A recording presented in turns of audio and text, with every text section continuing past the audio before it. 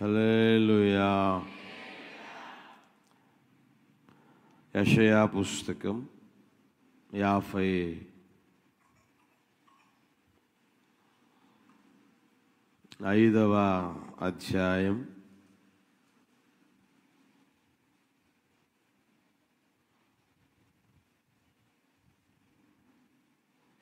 55వ అధ్యాయం 8-9 వచనాలు నేను చదువుతాను, చూడండి. నా తలంపులు మీ తలంపుల వంటివి కావు, మీ త్రోవలు నా త్రోవల వంటివి కావు. ఇదే యెహోవా వాక్కు. ఆకాశములు భూమికి పైన ఎంత ఎత్తుగా ఉన్నవో, మీ మార్గముల కంటే నా మార్గములు, మీ తలంపుల కంటే నా తలంపులు అంత ఎత్తుగా ఉన్నవి. మరలా చదువుదాం, అందరం చదువుదామా బిగ్గరగా. నా తలంపులు మీ తలంపుల వంటివి కావు, మీ త్రోవలు నా త్రోవల వంటివి కావు. ఇదే యెహోవా వాక్కు. ఆకాశములు భూమికి పైన ఎంత ఎత్తుగా ఉన్నవో, మీ మార్గముల కంటే నా మార్గములు, మీ తలంపుల కంటే నా తలంపులు అంత ఎత్తుగా ఉన్నవి. యేసయ్యకి మహిమ కలుగును గాక. యెషయా భక్తుని ద్వారా దేవుడు ఇశ్రాయేలు ప్రజలకు తెలియజేసిన మాటలు. వారు శరీర సంబంధంగా ఇశ్రాయేలులైతే, మనం ఆత్మ సంబంధమైన ఇశ్రాయేలీయులం. వారి స్థితిని ఆ రోజున ప్రభు గమనించాడు, గుర్తిరిగాడు. మీరు 2వ వచనంలో చూస్తే, ఆహారము కాని దాని కొరకు రోకలు ఖర్చు చేస్తూ ఉన్నారు. ఆహారము కాని దాని కొరకు పైసలు ఖర్చు పెడతా ఉన్నారు. సంతుష్టి కలుగజేయని దాని కొరకు కష్టార్జితం వ్యయపరుచుకుంటా ఉన్నారు. సంతుష్టి కలుగజేయడం లేదు, ఆనందం కలుగజేయడం లేదు, సంతోషం కలుగజేయడం లేదు, సమాధానం కలుగజేయడం లేదు. వాటి కొరకు వారు వారి కష్టార్జితాన్ని వ్యయపరుస్తూ ఉన్నారు. ఆహారము కాని దాని కొరకు రోకలిస్తూ ఉన్నారు.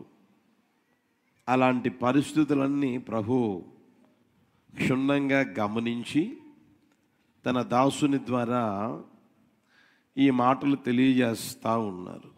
ఏమనంటే, నా తలంపులు మీ తలంపుల వంటివి కావు, నా మార్గములు మీ మార్గముల వంటివి కావు. ఆకాశములు భూమికి పైన ఎంత ఎత్తుగా ఉన్నవో, మీ మార్గముల కంటే నా మార్గములు, మీ తలంపుల కంటే నా తలంపులు అంత ఎత్తుగా ఉన్నాయి. మీవేమో భూ సంబంధమైనవి, నావేమో పర సంబంధమైనవి. మీవేమో అనిత్యమైనవి, నావేమో నిత్యమైనవి. మీయేమో ఏమండి, మనుషుల తలంపులు ఎలా ఉంటాయంటే క్షయమైపోయాయి. దేవుని తలంపులేమో అక్షయమైనవి, ప్రియమైన వాళ్ళ. అందుకని ప్రభు అంటాడు, మీ తలంపుల కంటే నా తలంపులు, మీ మార్గముల కంటే నా మార్గములు అంత ఎత్తుగా ఉన్నాయి. ఆకాశముల భూమికి పైన ఎంతగా ఎత్తుగా ఉన్నవో అంత ఎత్తుగా ఉన్నాయి అని తెలియజేస్తూ ఉన్నారు. దేవుని ఆలోచనలు మరియు దేవుని మార్గాలు మన సొంత మార్గాల కంటే చాలా ఉన్నతమైనవి. అంత మాత్రమే కాదు ప్రియమైన వాళ్ళారా, అవి మనం ఊహించగలిగిన దానికంటే చాలా ఉన్నతమైనగా ఉంటాయి. మన దేవుని తలంపులు, దేవుని మార్గాలు మనం ఊహించలేం. మనం ఎంతవరకైతే ఊహించగలమో అంతకంటే ఉన్నతమైనవి, అంతకంటే శ్రేష్టమైనవి, అంతకంటే మంచివి దేవుని తలంపులు, దేవుని ఉద్దేశాలు, దేవుని ఆలోచనలు. ప్రియమైన వాళ్ళారా, ఒక వాక్యం చూపిస్తాను చూడండి. కొరింథీయులకు రాసిన మొదటి పత్రిక 1వ అధ్యాయం 25వ వచనం. దేవుని వెర్రితనము మనుష్య జ్ఞానము కంటే జ్ఞానము గలది, దేవుని బలహీనత మనుష్యుల బలము కంటే. ఆ మాటలు కాస్త గుర్తెరగండి ప్రియమైన వాళ్ళన. దేవుని వెర్రితనం అనేది ఉంది, అదే మనుష్యుల జ్ఞానము కంటే గొప్పది, జ్ఞానమైంది. మనుషుల జ్ఞానము కంటే జ్ఞానము కలిగింది. ఈరోజున చూడండి, మనిషి అంటాడు, దేవుడేమో మనిషికి నిర్ణయించింది భూమి మాత్రమే, భూమి మాత్రమే. మనిషి జ్ఞానం ఎక్కువైపోయి, ఏమండి, పైసలు ఎక్కువైపోయి, ఖర్చు పెట్టడం ఎక్కువైపోయి, ఖర్చు పెట్టేవాళ్ళు ఉన్నారు కాబట్టి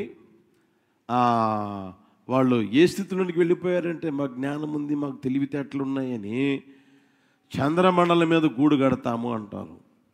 ఆ తర్వాత అదేదో మార్స్ అనేది ఉంది, దాని మీదకి వెళ్ళి గూడు కడతాము అంటారు.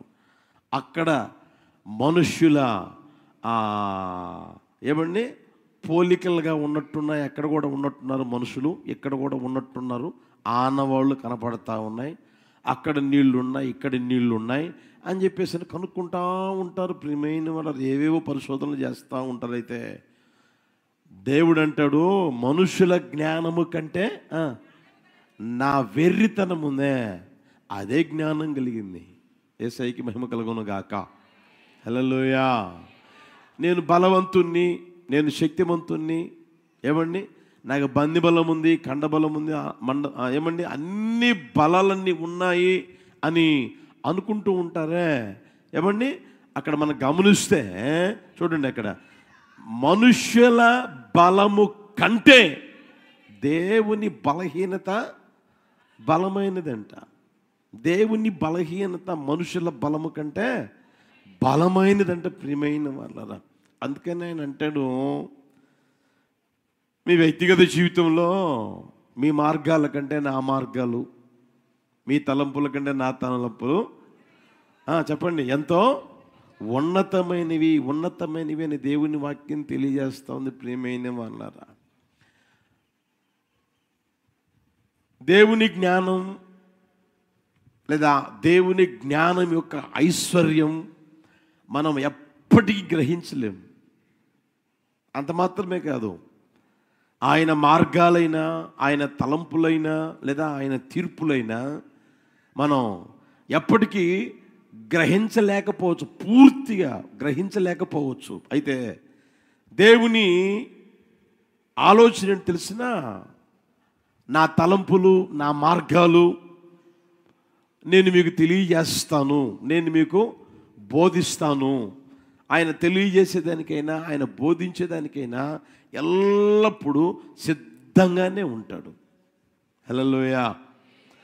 మనం అర్థం చేసుకోలేం, అవి మనకు అర్థం కావు కూడా, పూర్తిగా గ్రహించలేం. దేవుని తలంపులైనా, దేవుని ఆలోచనలైనా, దేవుని జ్ఞానమైన, దేవుని తీర్పులైన. ప్రియమైన వాళ్ళరా, అయితే అవి తెలుసుకొనగలిగేటట్లుగా దేవుడు ఏం చేస్తాడు అంటే బోధించేదానికి సిద్ధంగానే ఉంటాడు. అయితే అవి మనం వినగలిగేదానికి సిద్ధంగా ఉండలేం, మనం తెలుసుకొనగలిగేదానికి సిద్ధంగా ఉండలేం. ప్రియమైన వాళ్ళరా, దేవుడేమో ఎల్లప్పుడూ బోధించాలని ఆశపడుతూ ఉంటాడు. ఆ మాటలు చూపిస్తాను చూడండి. కీర్తనలు 25:8 గమనించండి. కీర్తనల పుస్తకం 25వ అధ్యాయం 8వ కీర్తన 8వ చరణం. యెహోవా ఉత్తముడును యథార్థవంతుడునై ఉన్నాడు, కావున తన మార్గమును గూర్చి ఆయన పాపులకు ఉపదేశిస్తాడు. ఆయన తన మార్గమును గూర్చి చెప్పండి, పాపులకు ఏం చేస్తాడు? ఉపదేశిస్తాడు. తన మార్గాలైనా, తన ఆలోచనలైనా తెలియజేయాలని ఆశపడతానే ఉంటాడు, సిద్ధంగానే ఉంటాడు. అక్కడే 12వ వచనం కూడా చూడండి. యెహోవా యందు భయభక్తులు గలవాడు ఎవడో వాడు కోరుకొనవలసిన మార్గమును ఆయన వానికి బోధిస్తాడు. యెహోవా యందు భయభక్తులు గలవాడు ఎవడో వాడు కోరుకోవలసిన మార్గమును మొదట చూసాం, పాపులకు కూడా తెలియజేస్తాడు ఆయన. ఆయన తలంపులైనా ఆయన మార్గాలైనా. అంత మాత్రమే కాదు, ఆయన యందు భయభక్తులు కలిగి ఎవరైతే జీవిస్తూ ఉంటారో వారందరికీ కూడా ఆయన మార్గమును ఆయన తలంపులను తెలియచేయునుగాక. హల్లెలూయా. మీరు 32:8 కూడా చూడండి. అక్కడే 32:8 నీకు ఉపదేశం చేసేదను, నడవలసిన మార్గము నీకు బోధించదును, దృష్టి నిలిపి ఆయన నీకు చెప్తానే ఉంటాడు. ప్రియమైన వల్ల ఆయన ఎప్పుడు సిద్ధ మనస్సు కలిగే ఉంటాడు, ఎల్లప్పుడూ సిద్ధ మనస్సు కలిగే ఉంటాడు. ఆ మార్తా మరియా లాజరుల ఇంటికి వెళ్ళాడు. యేసు ప్రభు అక్కడ కూర్చొని ఉంటే మరియమ్మ వచ్చి ఆయన దగ్గర కూర్చొని ఉంటే మరియమ్మకు బోధిస్తానే ఉన్నాడంట. ఆమె వినగలిగిన కొలది. బైబిల్లో కూడా మీరు అక్కడక్కడ గమనిస్తే ప్రియమైన వాళ్ళరా, వారు వినగలిగిన కొలది ఏం చేశాడంట ఆయన? వారికి బోధించను. వినగలిగిన కొలది ఆయన బోధిస్తానే ఉండునుగాక. ఆయన ఎల్లప్పుడూ తన మార్గాలు బోధించాలని, తన ఆలోచనలు, తన తలంపులు తెలియచేయాలని ఆశపడతానే ఉంటాడు. ప్రియమైన వాళ్ళరా, దానికి మనం ఏం చేస్తామయ్య అంటే సముఖత చూపకుండా విముఖత చూపుతూ ఉంటాం. ఆయనేమో మన దగ్గరికి రావాలని ఆశపడతా ఉంటే మనమేమో దూరంగా వెళ్ళిపోతూ ఉంటాం. ఆయన ఆలోచనలకు చెవి యొక్కలేక, ఆయన తలంపులకి చెవి యొక్కలేక, ఆయన తలంపులైన ఆలోచనలైన లేదా ఆయన మార్గాలైన బోధిస్తూ ఉంటే ఏమంటే తెలుసుకునే ఆసక్తి లేకపోగా ఏమంటే విముఖత చూపుతూ ఉంటాం. అయితే ఆయన ఎల్లప్పుడూ సిద్ధంగానే ఉంటాడు. ప్రియమైన వాళ్ళ, అందుకని ఆయన అంటాడు, నా తలంపుల కంటే మీ తలంపులు, మీ తలంపుల కంటే చెప్పండి, మీ తలంపుల కంటే నా తలంపులు, మీ మార్గముల కంటే నా మార్గములు ఆకాశము కంటే, చెప్పండి, ఆకాశములు భూమికి పైన ఎంత ఎత్తుగా ఉన్నాయో అంత ఎత్తుగా ఉన్నవి అంటాడు. ప్రియమైన వాళ్ళరా, నిశ్చయముగా మన దేవుడు ఆయన తలంపులు మనకు తెలియచేయునుగాక. ఆ తెలియచేస్తూ ఉన్న కొలది మనం వినగలిగే, అనుసరించగలిగే ఆ స్థితిలోనికి ప్రభు మనందరినీ నడిపించునుగాక. హల్లెలూయా. వాస్తవానికి మనం ఏం చేయగలగాలి అంటే మనం దేవుని మార్గాలను అర్థం చేసుకుని వాటిలో నడవడానికి మన వంతు మనం సిద్ధపడగలగాలి. దేవుని మార్గాల్లో నేను నడవాలి, దేవుని ఆలోచన చొప్పున నేను నడిపించబడాలి, దేవుని తలంపు చొప్పున నేను నడిపించబడాలి అని ఒక తీర్మానం నీలోనికి రాగలిగితే నా ప్రభు ఎంతైనా నీకు తెలియజేయునుగాక, ఎంతైనా నీకు బోధించునుగాక. అర్థమవుతుందా? లోకస్తులాగా ఆలోచించడం మానేసి, లోకస్తుల వలె తలంచడం మానివేసి, ప్రియమైన వాళ్ళరా, దేవుని వాక్యం లేదా దేవుని లేఖనం ఏదైతే చెప్తుందో దానిని అనుసరించగలిగేదానికి మన వ్యక్తిగత జీవితంలో మన ఆత్మ సంబంధం జీవితాన్ని పెంపొందించుకోగలిగే స్థితిలోనికి రాగలగాలి. ప్రియమైన వాళ్ళరా, అట్టి కృప ప్రభు అనుగ్రహించునుగాక. హల్లెలూయా, హల్లెలూయా. మనుషుల తలంపులు ఏమై ఉన్నాయి, దేవుని తలంపులు ఏమై ఉన్నాయని సమయాన్ని బట్టి మీకు తెలియజేస్తాను. జాగ్రత్తగా ఆలకించాలని ప్రేమతో కోరుకుంటూ ఉన్నా. మొదటిది చూడండి, యోహాను సువార్తమానం 1వ అధ్యాయం 46వ వచనం. యోహాను సువార్తమానం 1వ అధ్యాయం 46వ వచనం. అందరు తీయండి. అందుకు నతానియేలు, నజరేతులో నుండి మంచిదేదైనా రాగలదా అని అతనిని అడుగగా, వచ్చి చూడుమని ఫిలిప్పు అతనితో అనెను. తలపైకెత్తండి. యేసు ప్రభువారు గలిలయకు వెళ్ళగోరి, 43వ వచనం, గలిలయకు వెళ్ళగోరాడండి. అక్కడ ఫిలిప్పు అనే వ్యక్తి ఉంటే అతన్ని కనుగొన్నాడు. కనుగొని పిలిచి, ఫిలిప్పు నన్ను వెంబడిస్తావా, నన్ను వెంబడించు అని చెప్పడం జరిగింది. ఎప్పుడైతే చెప్పడం జరిగిందో ప్రియమైన వాళ్ళరా, యేసు ప్రభు ముందు వెళ్తా ఉంటే ఈ ఫిలిప్పు వెనక వెళ్ళేవాడు వెళ్ళకుండా అక్కడ అతగాడికి తెలిసిన నతానియేలు కనిపించాడు. కనిపిస్తే ఏమంటున్నాడంటే ప్రియమైన వాళ్ళరా, ధర్మశాస్త్రంలో మోషేయు ప్రవక్తలను ఎవరిని గురించి వ్రాసిరో ఆయనను కనుగొంటిమి, ఆయన యోసేపు కుమారుడైన నజరేయుడగు యేసు అని అతనితో చెప్పారు. యోసేపు కుమారుడైన నజరేయుడైన యేసు అని ఎప్పుడైతే చెప్పాడు ప్రియమైన వాళ్ళరా, ఈ నతానియేలు అంటాడు, మీరు చూడండి అక్కడ, నజరేతులో నుండి మంచిది ఏదైనా వస్తుందా? ఇతని తలంపు, ఇతని ఆలోచన, ఇతని ఉద్దేశం ఏంటంటే నజరేతులో నుండి మంచిది ఏదైనా వస్తుందా? ఎందుకని అంటున్నాడు ఆ మాట అని అంటే, ఏమండి, నజరేతు అనేది ఏమండి చీకటి గల ప్రాంతం. నజరేతు అనేది మంచి పట్టణం కాదు. నజరేతుని గురించి ఎవరికి మంచి ఉద్దేశాలు కూడా లేవు. అర్థమవుతుందా? ఆ పట్టణాన్ని గురించి మంచి ఉద్దేశం ఎవరికి లేదు. అర్థమవుతుందా ప్రియమైన వాళ్ళరా?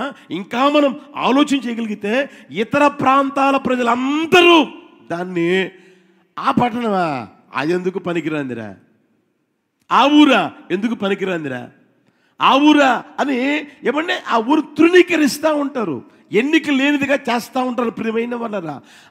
ఆ ప్రాంతాన్ని గురించి ఆ ప్రాంత జనుల మనస్సులో లేదా వారి నోట వచ్చిన ఆ మాటలన్నీ ఈ నతానియేలు వింటానే ఉన్నాడు. ఓహో, అది చీకటి గల ప్రాంతమా, అది మంచి ప్రాంతం కాదా, ఆ పట్టణం మంచిది కదా, ఆ పట్టణం చెడ్డదా, ఆ పట్టణాన్ని గురించి మంచి అవగాహన ఎవరికి లేదా, ఆ పట్టణాన్ని గురించి ఇన్ని మాటలు మాట్లాడుతున్నారా అని ఈయన మనస్సులో కూడా ఫిక్స్ అయిపోయాడు. ఆ పట్టణం చెడ్డది, ఆ పట్టణం మంచిది చెప్పండి కాదు. ఇప్పుడు మీరు కూడా చూడండి, ఒక వ్యక్తిని గురించి ఎవరైనా ఒకరు చెప్పారంటే ఇక ఏ రోజైనా చూడు, ఉదయం చూడు, మధ్యాహ్నం చూడు, సాయంత్రం చూడు, నెల అంతా చూడు, సంవత్సరం అంతా చూడు, ఒకవేళ ఒక నెల తర్వాత 2 నెలల తర్వాత కనిపించిన మనిషి కనిపించని నీ మనసులో మెదిలాడేది ఏంటి చెప్పరామండి? ఎవడో చెప్పింది, ఎల్లయ్య చెప్పింది, పుల్లయ్య చెప్పింది, ఏదో పనిహిమాలింది చెప్పింది, పనిహిమాలుడు చెప్పింది మనసులో పెట్టుకుని, ఓహో ఇట్ట అంటగా, ఇలా అంటోడు అంటగా, ఇలా అంటోడు అంటగా అని అంటారు. అర్థమవుతుందా? ఒకవేళ అతగాన్ని గురించి ఏదైనా మంచి చెప్తే ఇతని ఉద్దేశం ఎలా ఉంటుంది? మీ ఉద్దేశం ఆడు మంచోడికి ఎప్పుడు మారాడండి? ఆడు తాగుపోతాడు అందరూ అంటూ ఉంటే, ఆడు తిరిగిపోతాడు అందరూ అంటూ ఉంటే, వాడు పనికిమాలోడు అందరూ అంటూ ఉంటే, వాడు పనికొచ్చేవాడిగా ప్రయోజనకాడికి ఎప్పుడు మారాడు? అబ్బే నేను నమ్మనండి అంటారు కదా. అదేవిధంగా ఈ వ్యక్తి కూడా చూడండి, నజరేతులో నుంచి చెప్పండి గట్టిగా, మంచిది ఏదైనా రాగలదా? ఎందుకని ఇతను కానీ మనసులో ఫిక్స్ అయిపోయాడు, నజరేతు మంచిది కాదు, నజరేతు చీకటి ప్రాంతం, అది ఎవరు పట్టించుకోరు, అది ఎందుకు పనికిరంది అని ఫిక్స్ అయిపోయాడు కనుక అదే ఆలోచనతో నడిపించబడుతున్నాడు కనుక కనుక అతని తలంపు ఎలా ఉంది అనంటే అదే తలంపు అన్నమాట ప్రియమైన వాళ్ళరా.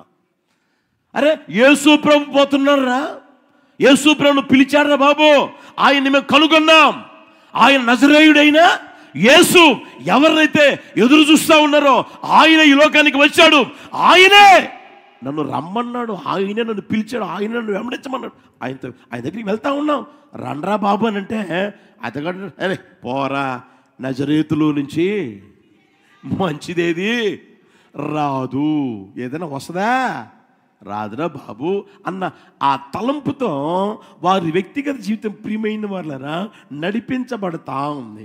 ఈ రోజును కూడా నీ వ్యక్తిగత జీవితంలో ఏమన్నా ఒక ముద్ర వేశారా, వీడా పలానా, ఈ అమ్మాయా పలానా, ఈ అబ్బాయా పలానా, ఈ కుటుంబమా పలానా అని ముద్ర వేశారా?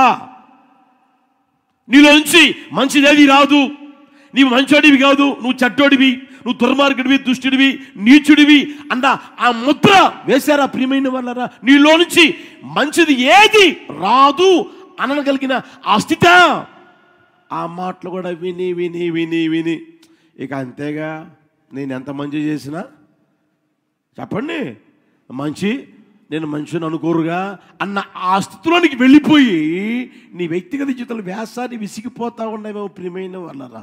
అయితే దేవుడు ఏమంటాడు తెలిసిన, ఆ నజరేతులు నేను ఉన్నాను. హల్లెలూయా. ఎవరున్నారంట చెప్పండి గట్టిగా. ఎక్కడా ఎక్కడా? అది ఏ ప్రాంతం? ఇప్పుడు చెప్పండి. చీకటి గల ప్రాంతం. తర్వాత మంచి ఉద్దేశం లేదు, మంచి తలంపులు లేవు, ఆ పట్టణాన్ని గురించి మంచి పేరు ప్రఖ్యాతులు ఏమీ లేవు. ఆ పట్టణానికి ఎవ్వరు మంచి చెప్పరు. అయినా సరే నా యేసయ్య అక్కడ ఉన్నాడు. హల్లెలూయా, హల్లెలూయా, హల్లెలూయా. ఒకవేళ ప్రియమైన వాళ్ళరా, నీ వ్యక్తిగత జీవితంలో కూడా నిరీక్షణ లేని స్థితిలో నడిపించబడుతున్నావా? నీ భర్త గురించి, నీ భార్య గురించి, నీ పిల్లల గురించి, లేదా నువ్వు చేస్తున్న వ్యాపారం గురించి, నువ్వు చేస్తున్న ఉద్యోగం గురించి నిరీక్షణ లేని స్థితిలో నువ్వు నడిపించబడుతూ ఉన్నావా? ఆలోచన చేయి. ఇక నీ జీవితంలో మంచి జరగదు అనుకుంటున్నావా? ఇక నా జీవితంలో మంచి రోజులు చూడలేను, నా జీవితంలో మేలు నేను చూడలేను, మేలును అనుభవించలేను అని జీవితం మీద విరక్తి కలిగి నీ జీవితంలో ప్రియమైన పరులారా వేసారి విసిగిపోతున్న పరిస్థితులు ఉన్నాయా? నీ భార్యను చూసి, నీ పిల్లలను చూసి ఇక వీడి స్వభావము చెప్పండి మారదు, ఈ పిల్లల స్వభావము మారదు, నా కుటుంబం మారదు, నా కుటుంబంలో మంచి జరగదు అన్న ఆలోచనతో నువ్వు నింపబడి నడిపించబడుతున్నావా? నా యేసయ్య అంటాడు, అక్కడే నేను ఉన్నాను.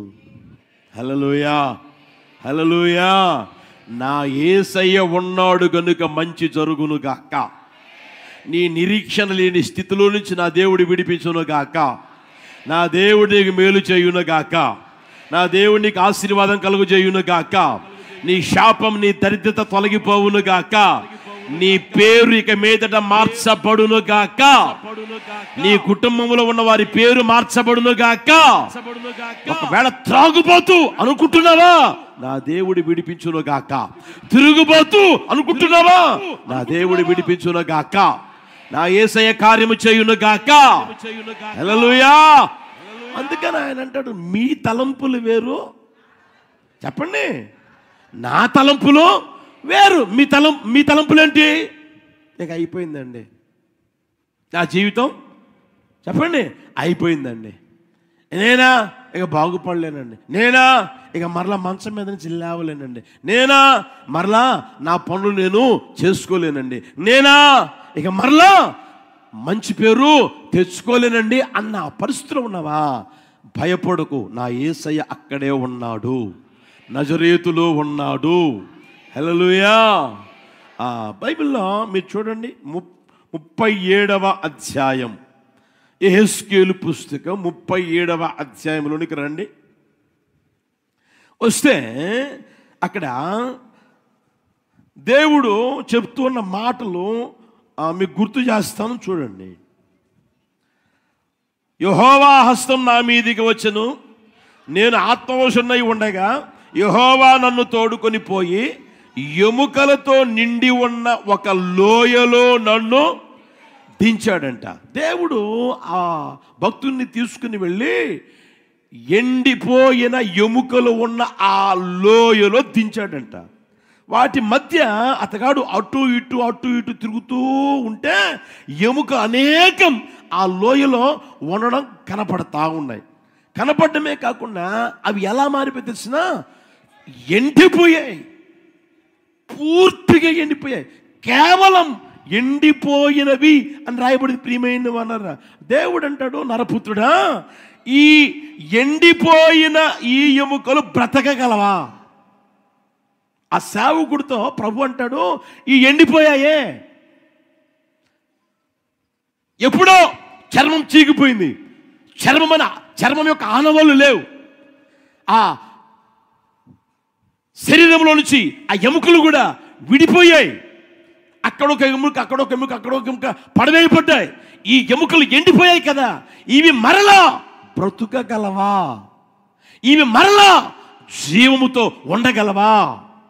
ఇవి మరలా ఏమండి వీటి మీదకి శరీరం రాగలదా? ఇవి మరలా బ్రతికి పట్ట కట్టగలవా అని అంటే ఆయన అంటాడు, నాకేం తెలుసయ్యా, నేనెవరినయ్యా? నీ చేతులతో చేయబడిన మనిషినయ్యా నేను.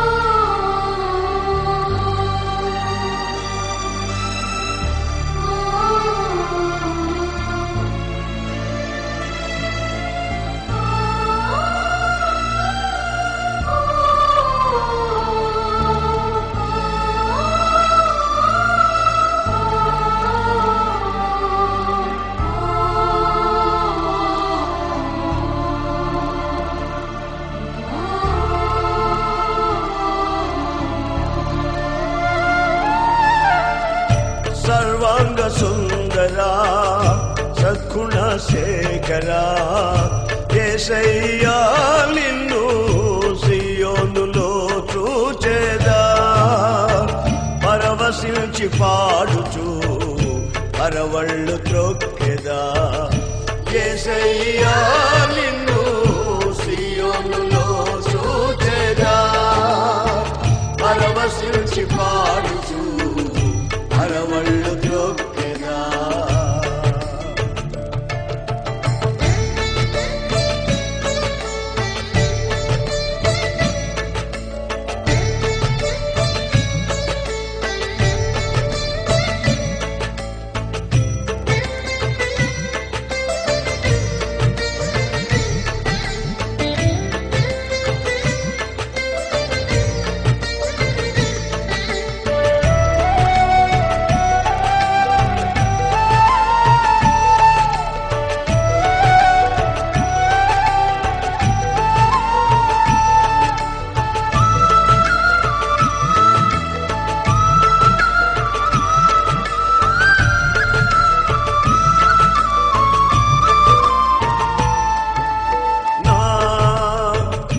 ప్రార్థన ఆలకించువాడా, నా కన్నీరు తుడుచువాడా, నా ప్రార్థన ఆలకించువాడా, నా కన్నీరు తుడుచువాడా, నా శోధనలన్నిటిలో ఇమ్మానుయేలువై నాకు తోడై నిలిచితివా. నా శోధనలన్నిటిలో ఇమ్మానుయేలువై నాకు తోడై నిలిచితివా. సర్వాంగ సుందరా సద్గుణ శేఖరా యేసయ్యా నిన్ను సియోనులో చూచెదా, పరవశించి పాడుచు పరవళ్ళు త్రొక్కెదా. యేసయ్యా నిన్ను సియోనులో చూచెదా, పరవశించి పాడుచు పరవళ్ళు త్రొక్కెదా.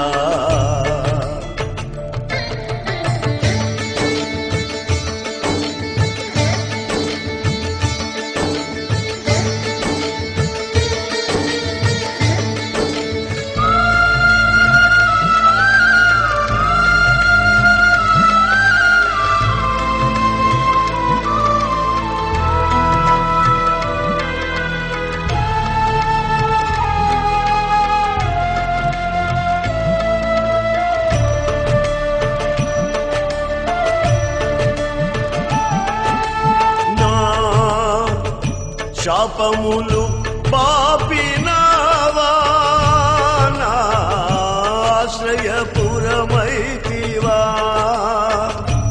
నా శాపములు పాపినావా, నా ఆశ్రయ